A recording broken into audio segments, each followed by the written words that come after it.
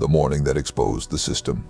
On the morning of September 11th, 2001, the United States woke up to what looked like confusion. At first, it did not feel like an attack. It felt like an accident. Shortly after 8 in the morning, news broke that a commercial airplane had crashed into one of the towers of the World Trade Center in New York City. Early reports were unclear. Commentators speculated about mechanical failure. Others mentioned pilot error. On the surface, it seemed tragic, but isolated. Then, everything changed. Less than 20 minutes later, a second plane struck the neighboring tower. This time, there was no confusion, there was no doubt. The realization spread instantly across the country. This was intentional. What you are about to hear is not a reconstruction of violence. It is the story of how a system failed, and how that failure reshaped American security forever. Pause for a moment and consider this. The United States had the largest intelligence budget in the world. It had multiple federal agencies dedicated to threat detection. It had decades of experience responding to global terrorism. And yet, that morning, it was caught completely off guard. How could that happen? Within minutes, television networks abandoned regular programming. Millions of Americans watched in disbelief. Office buildings were evacuated. Air traffic controllers scrambled to understand what was unfolding in real time. Across the country, flights were grounded. Some pilots were already in the air with little information and no precedent to follow. Decisions were being made with incomplete data and enormous consequences. Meanwhile, emergency responders in New York City were mobilizing for a crisis unlike anything they had trained for. Firefighters, police officers, medical teams, they moved toward danger, not away from it. From a systems perspective, this was the first real stress test of modern American emergency coordination, and the results were chaotic. Communication systems struggled, command structures overlapped, information arrived faster than it could be verified. Decisions were made under extreme uncertainty. This is not a failure of individuals, it is a failure of structure. As the morning unfolded, additional incidents confirmed the scope of the crisis. Government buildings were evacuated. Military command centers went on high alert. The entire nation was forced to confront a reality it had not prepared for. This was the first direct assault on American soil in generations. But here is the crucial point. The shock did not come from the existence of a threat. The shock came from the realization that warning signs had existed, and they had gone unconnected. In the hours that followed, the immediate focus was survival and response. But in the weeks and months that followed, a deeper question emerged. Why were the systems designed to protect the country unable to see this coming? From a psychological perspective, experts later identified several factors. Normalcy bias played a major role. Institutions assumed that tomorrow would look like yesterday. Signals that did not fit past patterns were minimized or dismissed. Organizational silos made information sharing difficult. Agencies collected data, but did not always connect it. Pieces of the puzzle existed in different places, but no one saw the full picture. And perhaps most importantly, the threat was misunderstood. The danger was not that intelligence did not exist. The danger was that it did not move. As the day came to an end, the physical damage was visible to everyone. But the deeper damage was still hidden. Trust in systems, confidence in preparedness, assumptions about safety. All of it had been shaken. And this raises the question that would define the next 2 decades. If the warning signs were there, why were they ignored? In the next chapter, we will examine the intelligence environment before September 11th. We will look at what agencies knew, what they missed, and how institutional blind spots allowed critical signals to slip through. Because to understand how everything changed, we first need to understand what failed. Warning signs that were missed. To understand why September 11th happened, we need to go back, not to the morning itself, but to the years before it. In the late 1990s and early 2000s, American intelligence agencies were not unaware of emerging threats. In fact, they were collecting more data than ever before. The problem was not a lack of information, it was fragmentation. Different agencies tracked different signals. Some focused on overseas activity, others monitored domestic risks.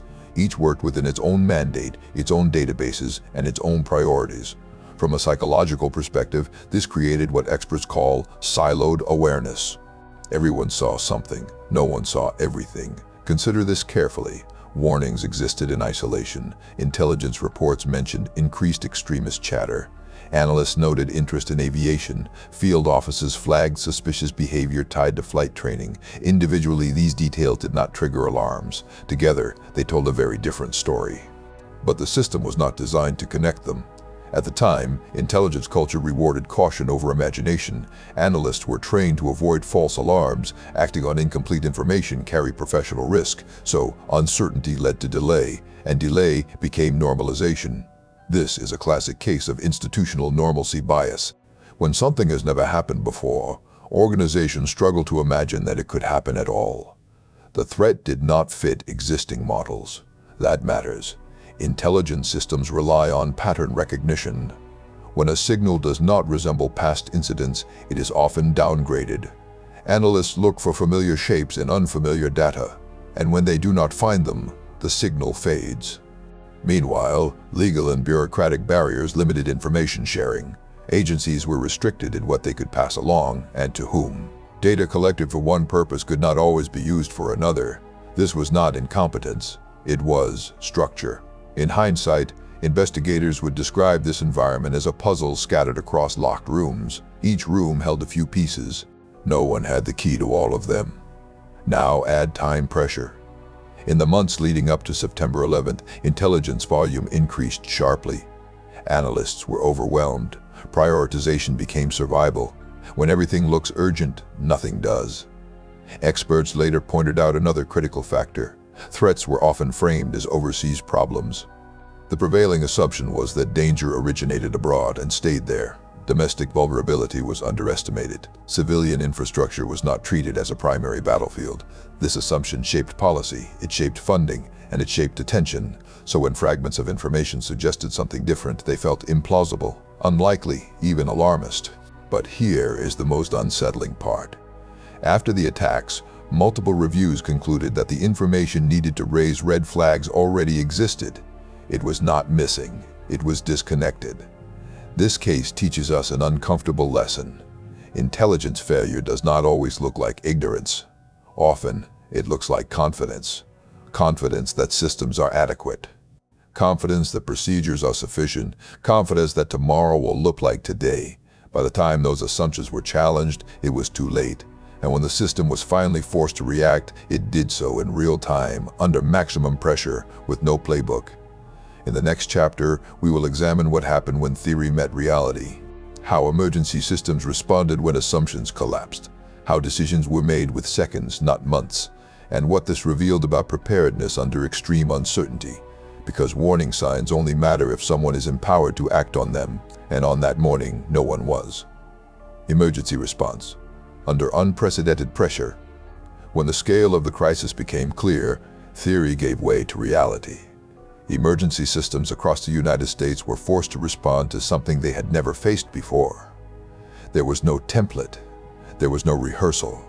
Decisions had to be made immediately, and they had to be made with incomplete information. In New York City, first responders mobilized within minutes. Firefighters, police officers, and medical teams moved toward the World Trade Center knowing very little about what awaited them. Communication was fragmented. Radio systems struggled to handle volume. Command posts were established quickly, but coordination was difficult. From a systems perspective, this revealed a critical weakness. Many agencies trained together. Few had trained for something of this magnitude. Meanwhile, air traffic controllers faced an unprecedented challenge. Commercial aviation had never been shut down nationwide.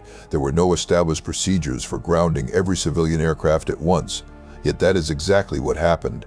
Within a short period of time, thousands of planes were diverted or ordered to land immediately. Controllers made rapid decisions affecting millions of lives, often with minimal guidance.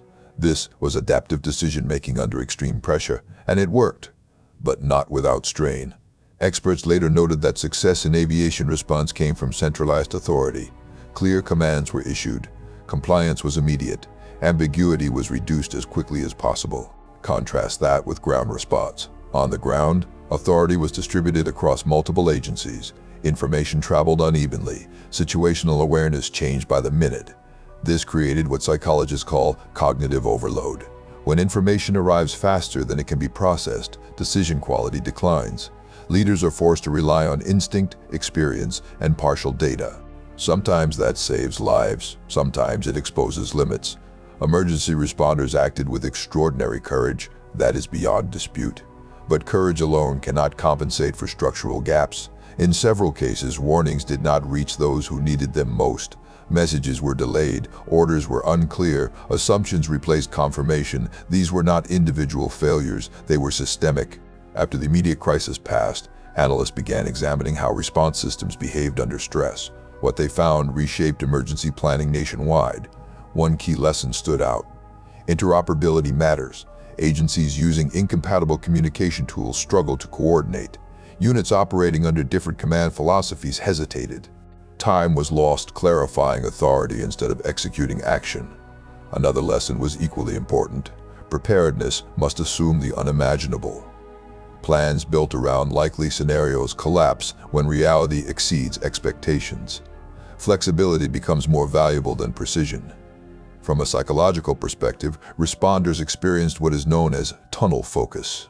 Attention narrowed to immediate tasks, broader situational awareness suffered. This is a natural human response to crisis. It is also predictable, which means it can be planned for.